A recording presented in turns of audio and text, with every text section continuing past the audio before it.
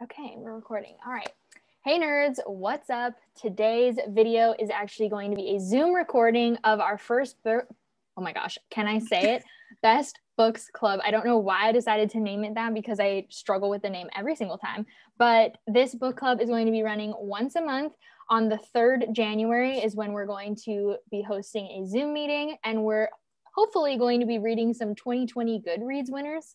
Funny enough, our first book that we're reading is not a Goodreads 2020 winner, and that's my mistake because I thought it was, and then it wasn't. So let's be fair, it's probably better than the winners of the Goodreads. Yeah, I think it was in the running for the fantasy section, and I think Crescent City won that. So I still haven't read that yet. Oh, well, sometime this year we will have that as the hosted book. So yeah, so that's what this video is going to be about. For now, it's just me and Paula. Paula, do you want to introduce yourself, etc.?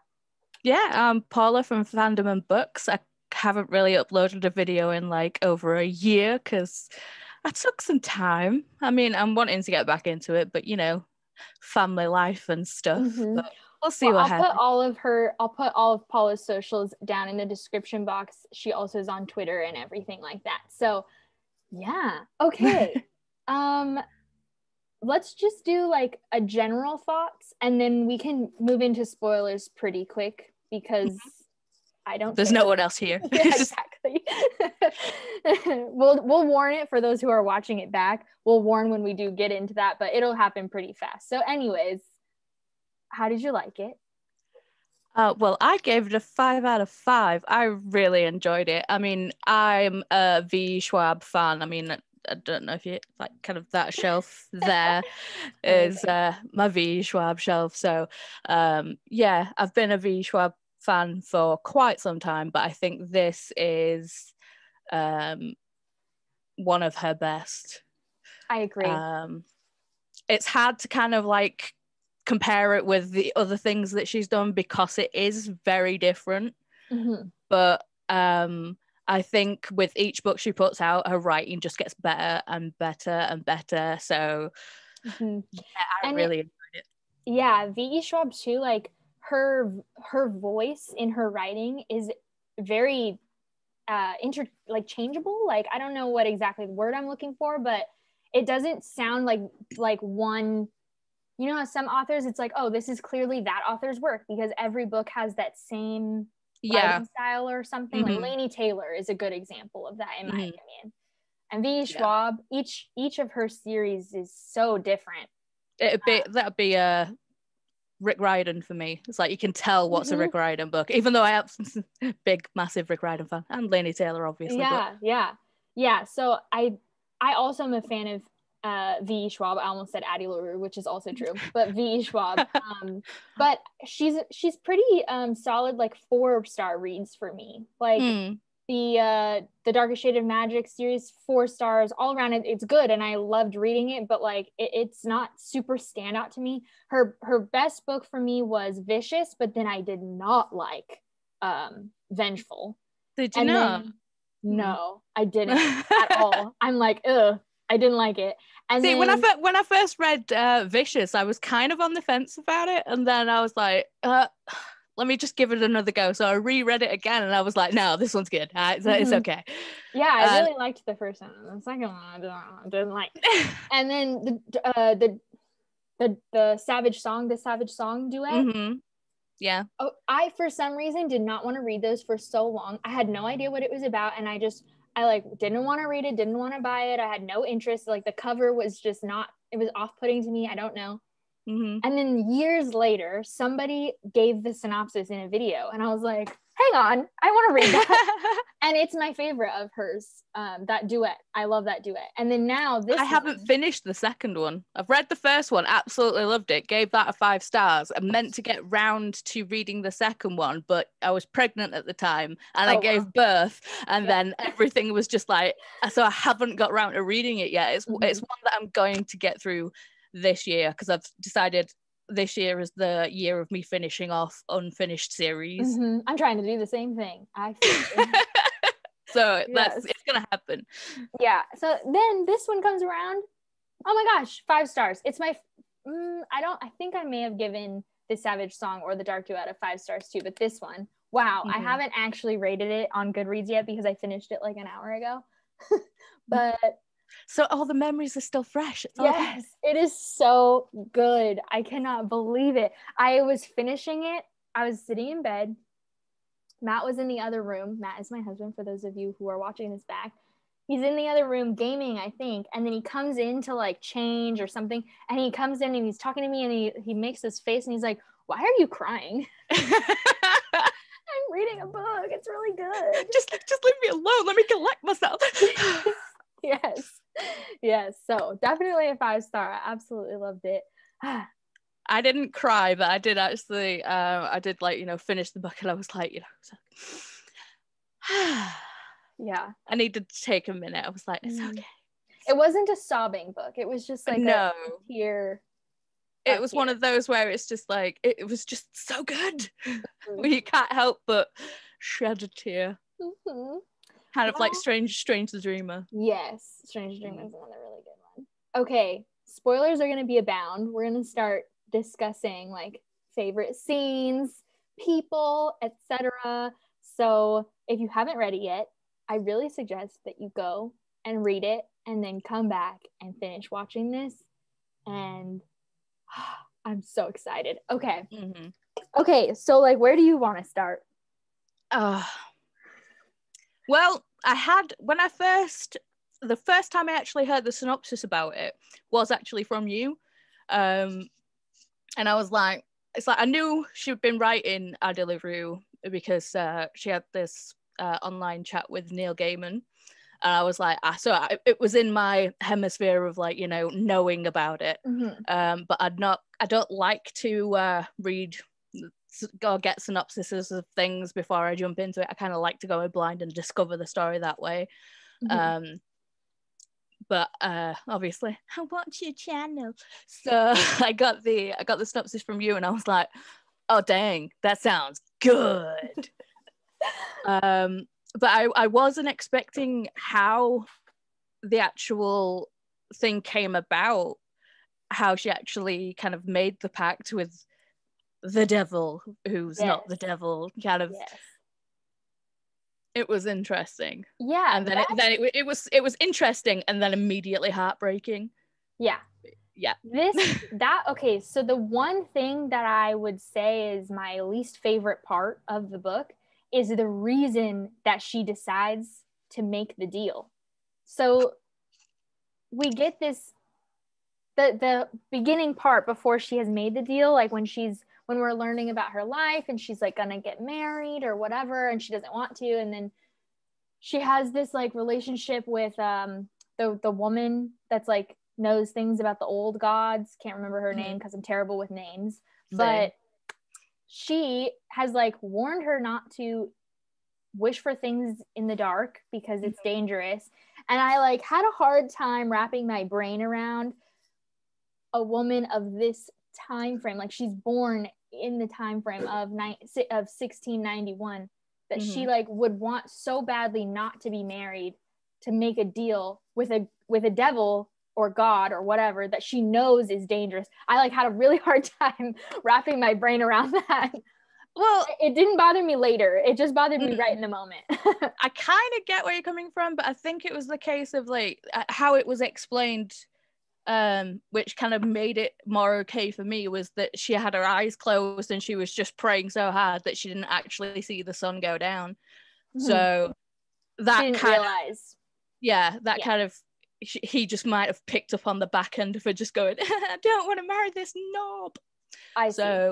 Okay, I can live with that. I can live with that being the reasonable explanation. Yeah, I struggled with that for like maybe, I swear to God, I fell in love like 40 pages in, which doesn't happen for me. Books, I tend to take a minute. I have to really get used to the style, the characters, like something. It takes me a minute to like get into the zone of reading a book. Same. Yeah, and this one though, it was really fast for me, and then suddenly I was hooked and I'm like, oh my God, I need to read it all. I think that's why we can't cope with insta love, because you're about 5 pages in and they love each other. You're like, hang on a minute, what? Yeah, No. I don't believe it yet. You need to give me more. Mm-hmm. Yeah.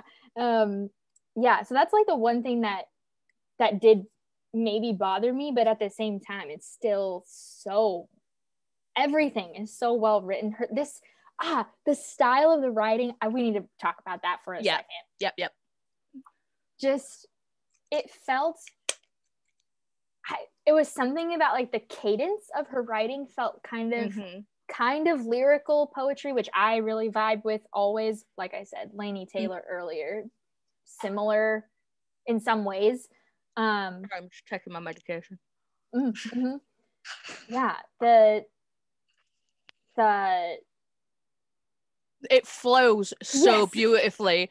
It's ridiculous how well it goes. I mean, I got it on audiobook because like I'm trying to do no spend January. Completely failed, but like completely failed, but I had an Audible credit and I was just like, click, thank you. And listening to it on Audible was just, it was beautiful. Loved it. I would love to listen to it in the future. I actually got this for Christmas, so I didn't buy it either, but I originally did want to listen to it. And then because I owned a copy already, I was like, well, I'm not going to buy another copy. And it's not like available on my library or anything yet because it's too new. And I'm just imagining the audiobook. It's going to be so pretty when I reread it. See, I'm so bad. If I like a book, I will buy it twice. Or 3 times. If I actually get it on Kindle, I'm like, I need the physical copy of this. And then I'm like, I need the audio of this. So they know how to get me. I don't ever buy an audiobook. I only use my library. So if library or Hoopla doesn't have an audiobook, then I'm not going to listen to it. See, my library is ridiculously rubbish. It is so bad. Gotcha. And I can't even physically go. It's like, it's collectively like Borrow Box in England. I mean, we can get Libby, but I actually have to go register at a completely different library. So unfortunate. I'm sorry. I'm here burping at you. Never mind. So that will happen, but obviously with COVID happening and everything being locked down, can't really do that. Yeah, definitely. So yeah, I mean, I've got Audible subscription, I've got Scribd subscription, so and I've heard isn't there that other one, Libro FM? Do you guys have that in the UK? Yes, we have it in the UK. I don't really use it that much because whenever I go on it, it's just classics and I'm like okay, I haven't used it, so I don't know, because like I said, I don't buy audiobooks. I only use the library because I'm very lucky to have a very expansive library in the county that I'm in is like huge. So then all of the local libraries and the entire county, all of them coexist. So like you can borrow from any of the libraries within the cities within the county. That's amazing. But obviously all our libraries are locked down as well right now because we're in lockdown again. Yes. So yeah. It's like order it from Amazon or that's it. That's pretty much my choice. Dang. All right. Okay. How did you feel about, is it Luke or Luce? Well, it's Lucian, and then she shortens it to Luke. So, it's hard talking about it knowing where it ends. It's hard talking about. It's so how it ends to. We'll get to that, but obviously when he first pops up, you're like, and it's like how I kind of like had this thing of like how long's he actually been watching this girl, because she's been drawing this perfect guy, and lo and behold the darkness turns up and it's that guy. It's like so it's like I was expecting more on that with like, you know, but I'm like kind of glad that factor. Yeah, I was expecting definite more creep factor. I mean, it does get a little bit towards that at the end where he's just like, but you're mine. Yeah. I called dibs and everything. Yeah. And I'm the one that wants to break you. I was like, oh, dude. He reminded me a lot of what in the real world looks like a poetry version of what an abusive relationship or a controlling relationship might look like. Well, like definitely. So clearly obsessed with her. Mm-hmm. And maybe so like at the beginning of the book when he first meets her and everything, I took how he knows stuff about her, not so much in that way, but more of the way of like he's everywhere because he's a god. He's like the darkness, you know, so he's all knowing. He's like one of those. In my head, that's how I envisioned that at first. But then of course, as time goes on and she's the only constant in his life just as much as he's the only constant in hers, it feels a lot more like it's gaining that traction of what obsessive controlling relationship looks like. And I thought it was really like fascinating to read it with that in mind of like because she also does have that, you know, back and forth as a lot of women do, or a lot of individuals in abusive or controlling relationships do, where she like doesn't want to be around him. She doesn't want him to show up, but then at the same time she does because he's the only one she knows. Yeah. Ooh, yeah, and a lot of people don't realize that like an abusive relationship doesn't have to be solely physical. It can be completely mental, and that is where this book is. It is completely in your head. It's all emotional. It's all it really is. Because obviously he's taken away the power of her being able to speak her name, being remembered by anyone. It's like as soon as they blink, well, not blink, but as soon as they leave her presence, they can't, you know, and like remember talk about her. Isolation, like that's a common thing that happens in those types of relationships, and he has completely isolated her. She has no one who she can trust to go to and like whatever. And obviously this is like totally putting real life perspective on this otherworldly existence, but a human wrote it, you know. Like people are completely reading it. And I think it's gonna strike a chord with a lot of people who have like been in that kind of relationship or seen friends go through that kind of relationship.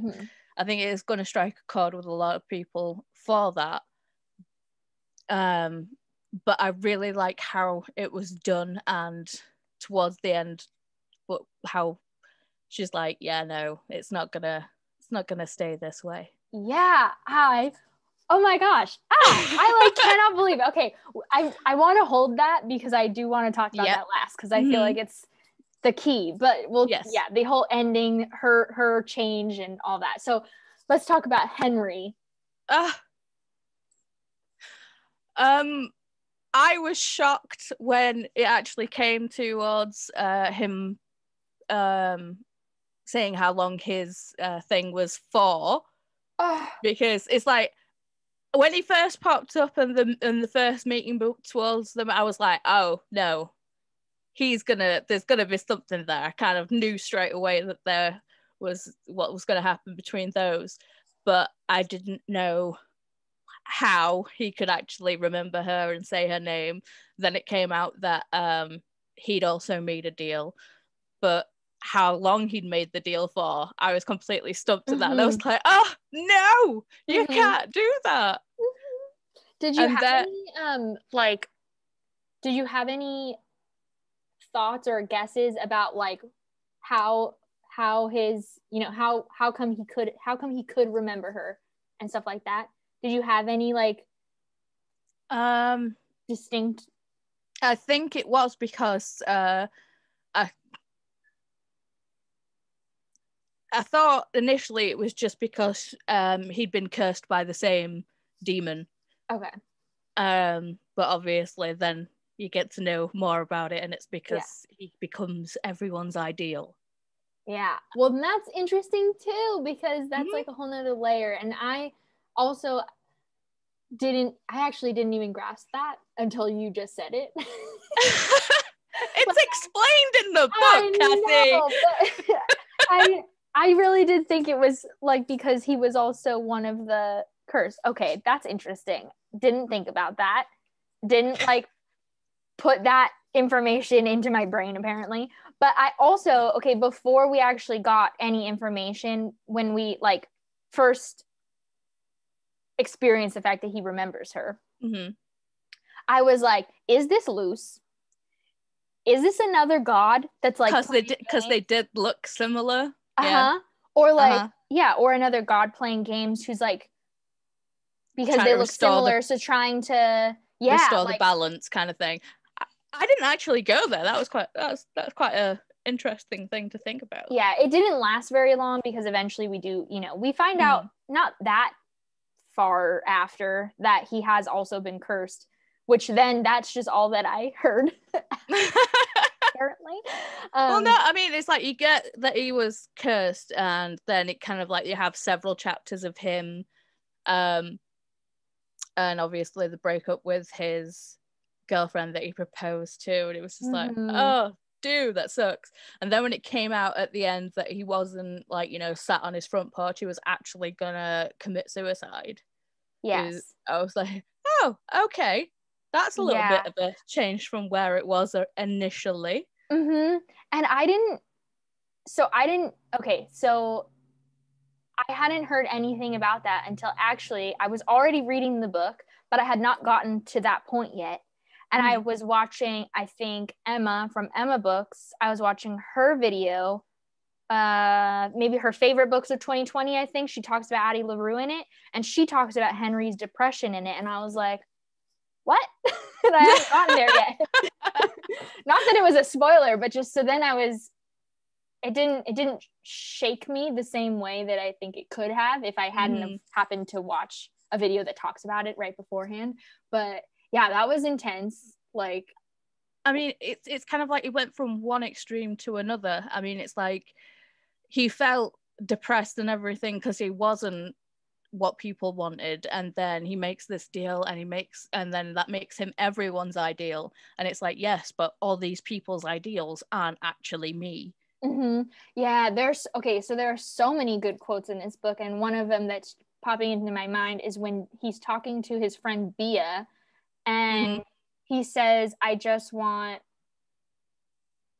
he asks her, what would you do if you made a deal, what would you ask for? And she answers, and then he says, I would want somebody to love me. And then she says, you can't make people love you, then it's not real. And I'm like, ow, that hurt me, like knowing that he knows already that he's done this.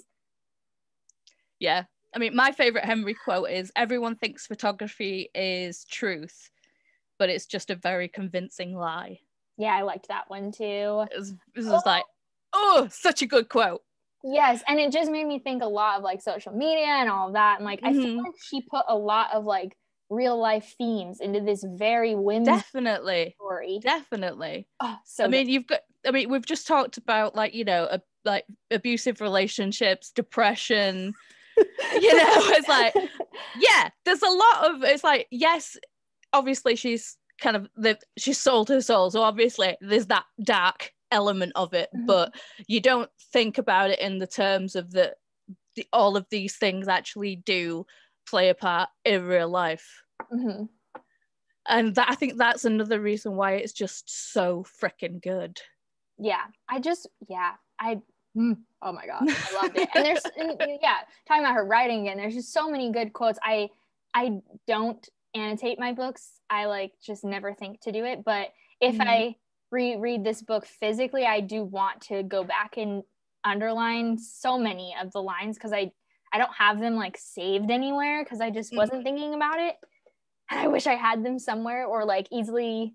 Yeah, I mean, I normally, when I'm doing a buddy read or book club or whatever, it's like I'll take physical notes, as you're well aware. But I didn't this time. I just took a few notes on my phone as I was going, but I'm like, now I just want to go back and reread it and write every single thing down, because there's so much that I missed. Good. I think it's so good. Yeah, you don't understand people. And then another thing that just popped into my mind, I'm sorry, is that they're both, they don't use the word, but they're both bisexual or pan or something. Yes. and I was living my best life. I loved it. Yes. I cannot believe. You've got to think about like where Addie actually came from in like the 1600s. Obviously, she has lived over 300 years. So it's just, if you actually think back to how everything was so pigeonholed in the 1600s and just being able to see the growth of a person and humanity throughout that expanse of time, was amazing. Yeah. And it was just chef's kiss all over this book. I know, I loved it. Okay, talking about the expansive time, was there any particular like time period that we do get to see that you were excited that we saw, or like any of the historical fiction aspect of it that you really loved? I mean, because I love the Diviners so much, I would have loved to have spent a little bit more time in the 20s, but I think it was good. I think she did it well because it was like it's her memories, little snapshots of her story, and how it actually comes about that Henry ends up actually writing down all these memories, and that's what turns into the invisible life of Addie Larue. And I love the fact that she managed to influence singers, artists, just everyone throughout history, because she wanted to be a part of something, even though she was never remembered. But if you actually, like, you know, in the book, if you go back throughout time, she's managed to put her stamp throughout all of history.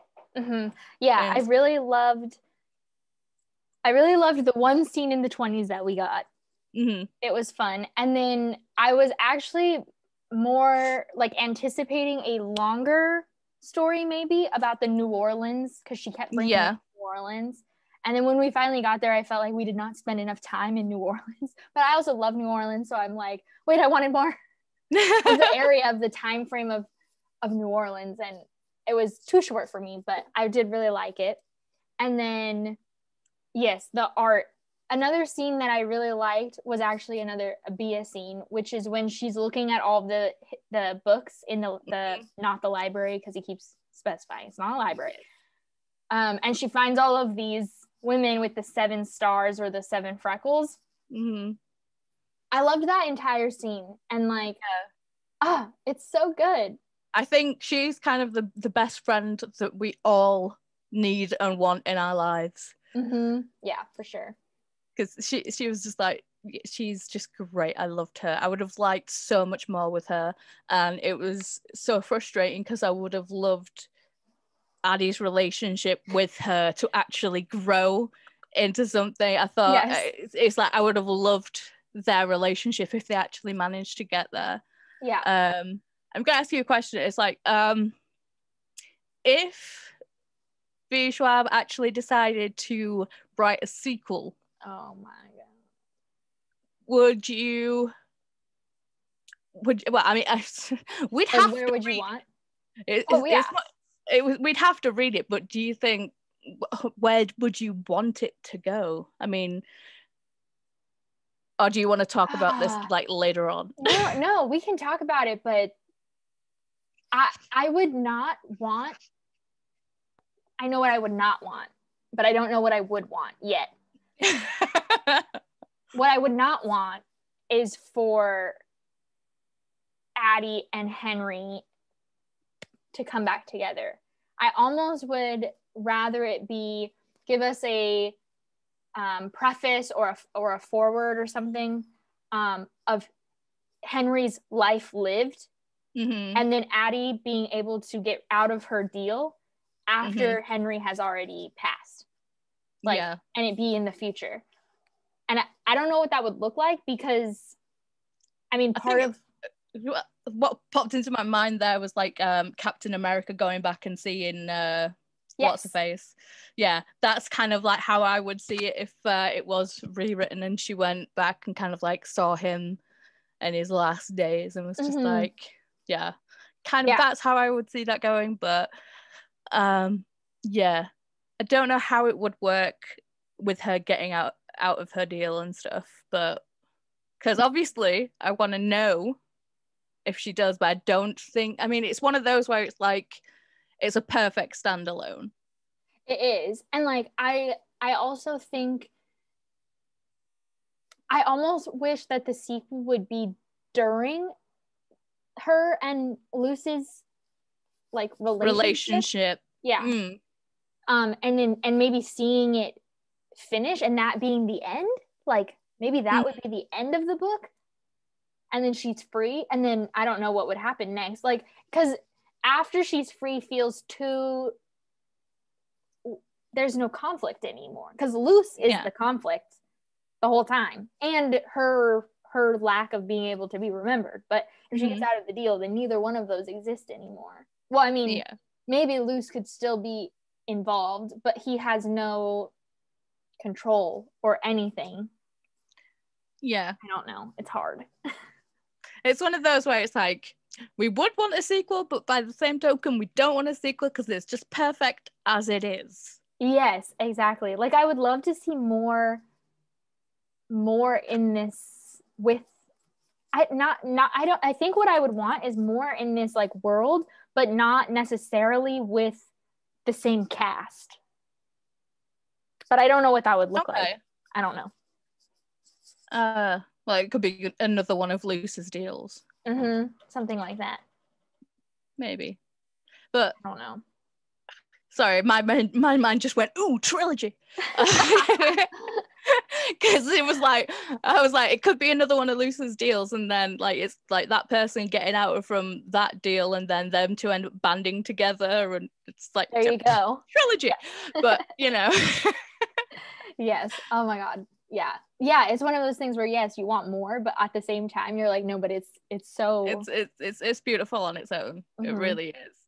Yeah. And I think that is also another thing I like how a good standalone is, that they leave it open to interpretation. Because I mean, the way that Addie is written as a character and the way that she is throughout the entire thing, I mean, even at the end she's like, yeah, no, this is my choice, you haven't broken me in any way, shape or form. And then it's the whole thing of like, I'm choosing this, it's not because you've done this. And don't come back here. Hello. With his dirty towels. And he's gonna come right back.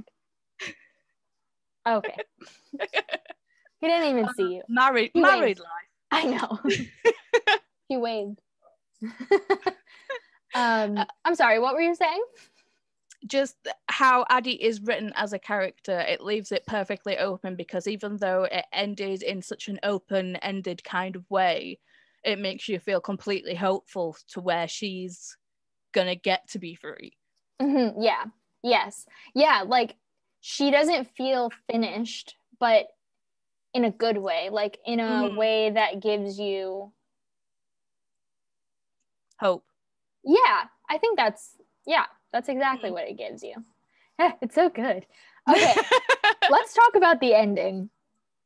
Oh, the amount of feels that happened in those last few chapters. I was like, literally on the couch, I was like, okay, I've got like 2 hours of this book left, I need to finish it. And then I kept having to like go back in the chapter. I'm like, hang on a minute, did I just hear that right? Okay. What did So it ended up being longer than 2 hours, but it was so good. It was so good. Yeah. So we find out, okay, so where do I want to even start? Because the whole ending, okay, so what is crazy to me about this whole book is it's 450 pages. I don't know how long the audiobook was. Have a look. And realistically, there's not a whole lot of plot. It's very character driven. We're just following Addie's life and the in and out of Luce into her life, and then meeting Henry, and so on and so forth. And the then the audiobook is 10 hours and 6 minutes. Okay, so that's actually not that long. I thought it was going to be longer. Yeah. Yeah, and then oh wait, no, my speed was up, my bad. Oh. 17 hours and 10 minutes. Okay, that sounds more that sounds more like it. Yeah. Okay, yeah, so it's relatively, like, I mean, very character driven. There's not a whole lot of plot, and then all of a sudden the ending just like boom, it hits you and you're like, oh, holy shit. What? Yeah, and to be fair, it's like, I think for me personally, it's like when I'm reading a very character driven story or stories, it's like I'll get to the end and it'll just be kind of like, I've gone through this entire journey with this cast of characters or character, and then it'll get to the end and it'll be kind of like, okay, what happens? Yeah, and I'll have that anticipation built up, and it'll kind of go and fall flat. I mean, this book, Strange the Dreamer, there's only like a handful of books that I'll say were like, you know, that completely grabbed me from start to finish with a character driven book. But this ending literally came completely, it's one of those where it's like you see it being the only possible conclusion to the book kind of after the fact, after you've read it, but once you're in there you're kind of like, no, oh yeah, no, don't hurt my babies. Yes, like how can we possibly get out of this moment when you find out the reveal that Henry only has a year, and it's only got a month of that year left.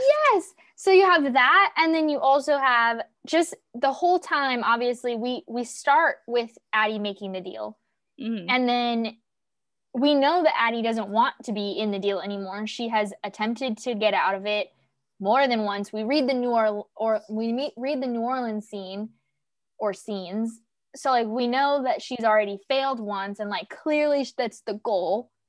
So it's like, how in the next 60 pages are we gonna have anything that looks like a happy ending? Yeah, and to be fair, with like the amount of like fantasy and just general folklore that like readers have picked up over the years, it's like we all know that Luke isn't gonna like give it up at all. He's just gonna be like, well, okay then, be happy together. We just know he's not gonna be like one of those people. It's just like, that's just not what gods or demons do.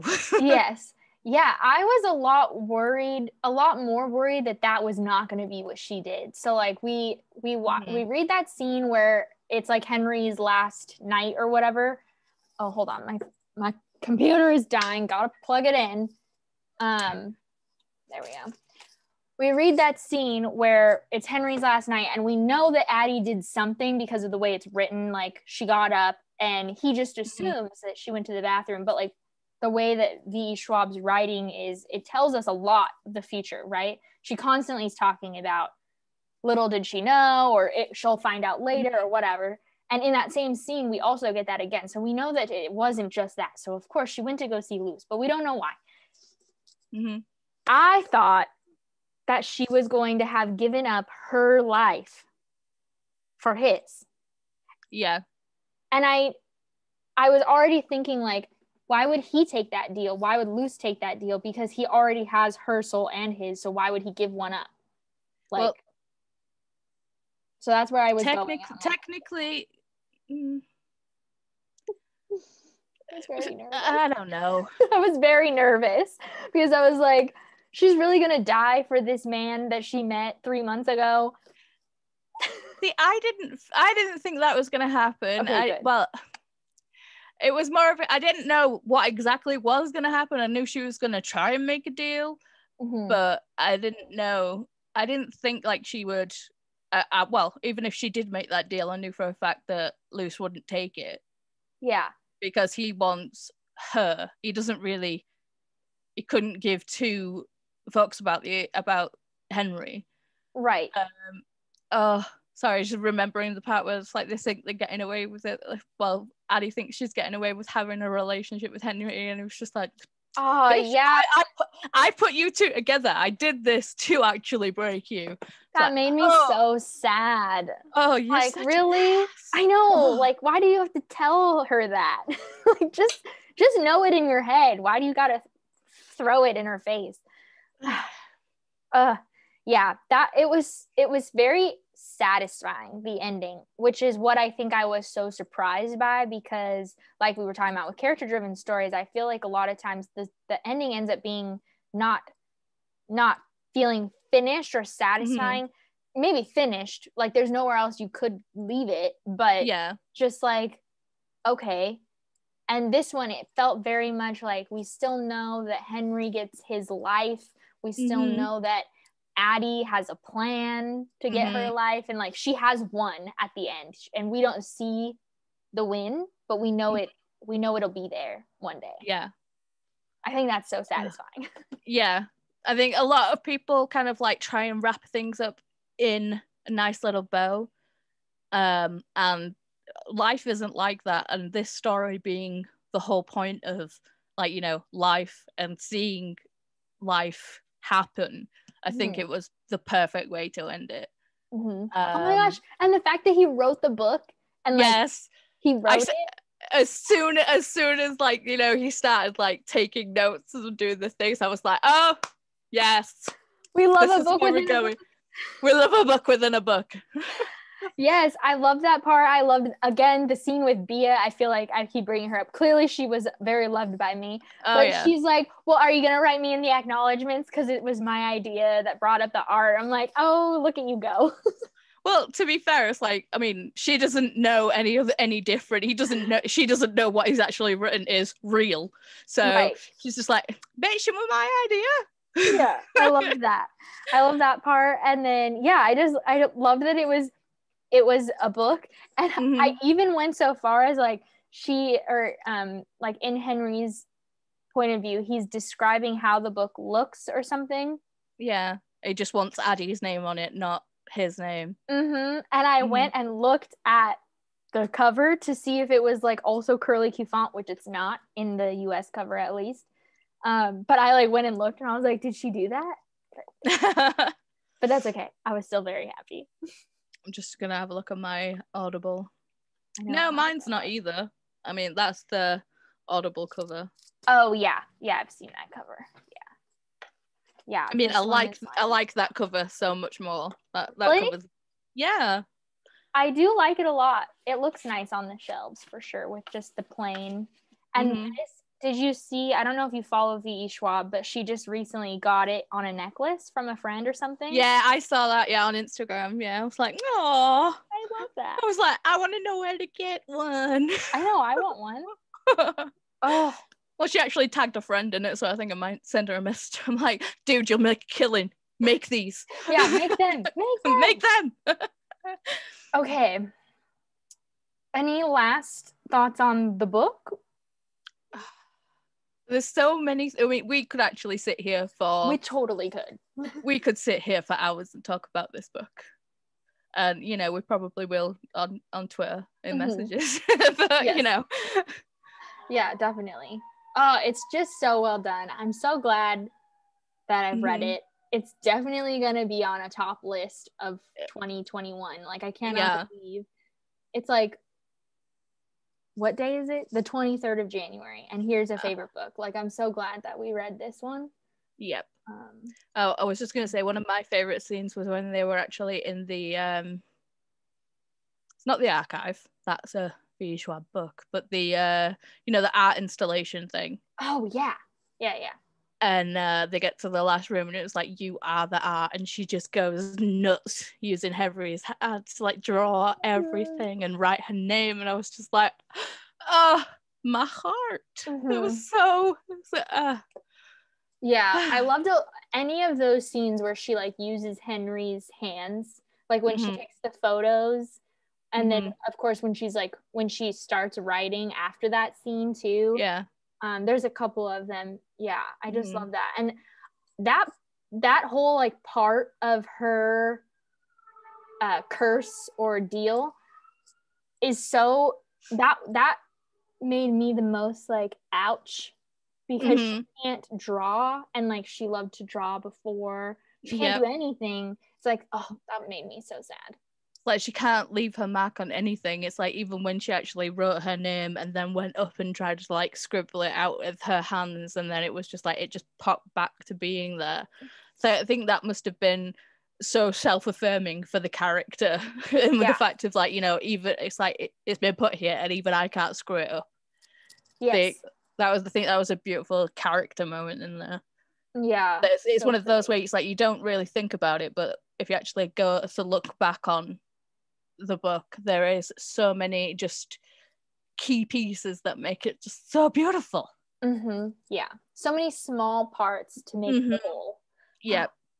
So freaking good. I understand now why it took her so long to actually write it. But you know, because it's just, you can tell that it's a labor of love. This book, you can definitely tell. Definitely. Yeah. It feels very close to her heart. Definitely. Yeah. Okay. So good. Okay. Before we get off, we should pick the next book because, so how do you want to do it? You're the first book club person. So should we pick like 3 books from the Goodreads 2020 winners and then post the polls? Or should we just pick the next read altogether? I honestly don't know, because I'm no offense to you, but I'm kind of bummed that no other people kind of popped in with us to talk about it, because so much love about this book. I know, it's so good. Well, sorry, I just got a pop-up. I was telling that to go away, not you. Let's look at the list. I have it here. We can pick 3 books and then we'll do the poll, because that way maybe more people will want to come to the February one. Yep. Okay, so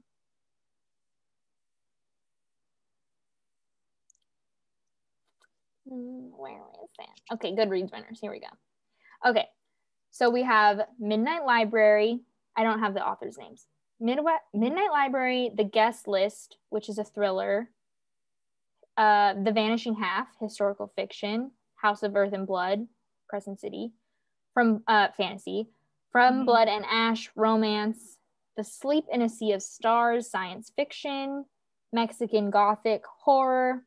Strange Planet, humor. I do not want to read that one, I'm telling you right now. Stamped, which is that nonfiction about racism, anti-racism, and you. A Promised Land, which is memoir and autobiography. Cast, origins of discontents, history and biography. A Life on Our Planet, science and technology. Heartstopper Volume 3, which is graphic novels and comics. Dearly by somebody. I wrote MA. I don't know what that means. Which is poetry. Such a Fun Age. Was it Margaret Atwood? Good on you for knowing that. It probably isn't. It probably is. No, I think probably isn't. Okay. I wrote MA because in my mind I would know what MA meant, because she's his author and haven't. Such a Fun Age, which is a debut. Clap When You Land for young adult fiction, and then Queen of Nothing, which was the young adult fantasy winner. Okay. Let's see. Well, this is like, I would class this one as like urban fantasy, kind of sci-fi thing. So if we kind of jump away from that, you've said all of them now and I can't remember the one. Can't remember any of them. Midnight Library, Guest List, Vanishing Half, Crescent City, From Blood and Ash, The Sleep in a Sea of Stars, Mexican Gothic, Strange Planet, Stamped, Promised Land, Cast. Stamped was one of them. Okay. Mexican Gothic is on my radar, but I don't know if that's going to be too close to what we've just read. Okay. And I don't know, you pick the other one. Okay. let's see. Stamped is Or the the other two. nonfiction. Okay. What about It's really Midnight weird Library? weird that I picked that one because I don't really normally read a lot of nonfiction. So. Oh, really? I really want to read that one. It is definitely high up on there for me. Okay. Midnight Library seems really similar to this, though, so I'm going to say no to that. What about The Guest List thriller? Totally. Yeah. Off. I'm down with that. Yeah. I mean, obviously, we'll choose 3 and then it'll come to whatever Twitter decides. Yeah. And then, yeah, I'm good with Stamped Mexican Gothic Guest List, and then we'll put a poll up. Yeah. Okay, sounds Works for me. good. So the poll will go up on my YouTube, like the thing that you can do. Your polls with the on polls. YouTube anymore? Not in the video, not like here, Okay. but separate, like in the feed. Right. Polls. So I'll do it there, and I'll do it on Twitter. And then add them together. And add them together. That's what I did last time, and it worked. So that's what we'll do. Yeah, so for those of you who are watching this back, make sure to go look for the poll because it'll go up the same day. I'll make sure that it's everywhere on the day that this is posted. And then we'll have a book for next month. And then next month's channel live show, the next month's Zoom will be on the 3rd weekend of February, which is the 20th of February. 20th of February. And I think I'm going to keep it at 2:00 Pacific Standard Time because that way it's not super late in the UK and it's not super early in Australia, just to keep it accessible to as many people who want to come. Yeah. I mean, it's one of those where it's like you don't want to make it too early your time because then people won't really want to, because people like to do things throughout the day. Yes. It's time zones. Yeah, so time zones frustrating. are so hard. Yes. So frustrating. Definitely. All right. Well, I'm going to stop the recording. So if you're watching, thank you. Hit subscribe. Check out Paula in the comments. Like this video if you enjoyed. Go check out those polls. And we'll see you in another video. Peace out. Bye.